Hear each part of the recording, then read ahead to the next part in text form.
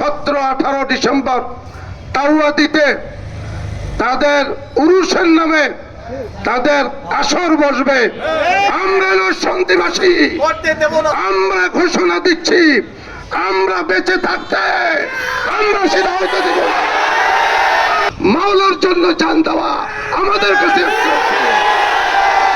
জা আল হক ওয়া যাহাকাল বাতিল ইন্নাল বাতিলা কানা যাহুকা। সাদাকাল্লাহু মাওলানাল আযীম। বিক্ষোভ সমাবেশের হযরতে উলামায়ে কেরাম, উপস্থিত মুসল্লিয়ানে কেরাম, সংগ্রামী তৌহিদি জনতা, আপনারা শুনেছেন বাউলদের সম্পর্কে। আমরা আমাদের সমাজে মনে করি ওদেরকে মুসলমান, এরা কখনো মুসলমান না। এদের বই পুস্তক পড়েন, ওরা নিজেরাই লিখতেছে যে আমরা আল্লাহও মানি না, রসুলও মানি না। এবং তাদের যে সমস্ত আকীদা বিশ্বাস, এগুলো এখন এখানে বলার সুযোগ নাই। হিন্দু, বৌদ্ধ, খ্রিস্টান যত অমুসলমান আছে তাদের চেয়েও নিকৃষ্ট আকীদা বিশ্বাস হলো বাউল সম্প্রদায়।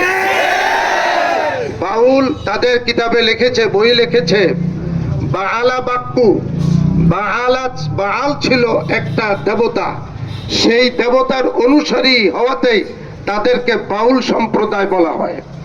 এরা কোনো মুসলমান না, এদেরকে কোন মুসলমান এদের সমর্থন করতে পারে না।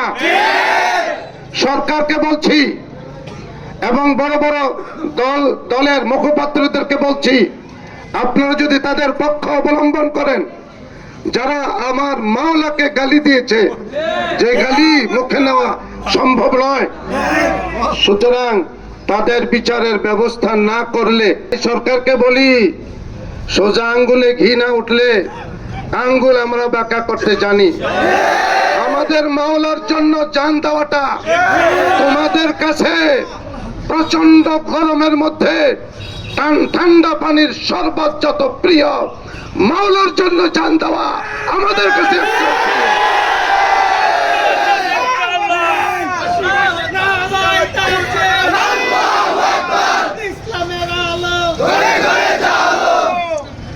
আমাদের দাবি যদি আদায় না হয়, আমাদের দাবি যদি পূরণ না করে, আমরা বাংলাদেশ অচল করে দিব, ঢাকা অচল করে দিব, রাজপথ দখল করে দিব। আমাদের দাবি পূরণ হওয়া ছাড়া আমরা ঘরে ফিরে যাব না। আমি আপনাদেরকে বলি, প্রশাসনকে বলি, নরসিংদী ডিস্ট্রিক্টের প্রশাসনকে বলি, এরা আমার মাওলার শানে বেয়াদবি করবে, কোরআন পবিত্র কোরআন নিয়ে কটূক্তি করবে। এই সম্প্রদায় ইসলামের লেবাসে ইসলামের সবচেয়ে বড় শত্রু। আগামী 17-18 ডিসেম্বর তাওয়াদিতে তাদের উরুসের নামে তাদের আসর বসবে। আমরা সন্ধিবাসী, আমরা ঘোষণা দিচ্ছি, আমরা বেঁচে থাকতে আমরা সেটা হয়তো দেব না।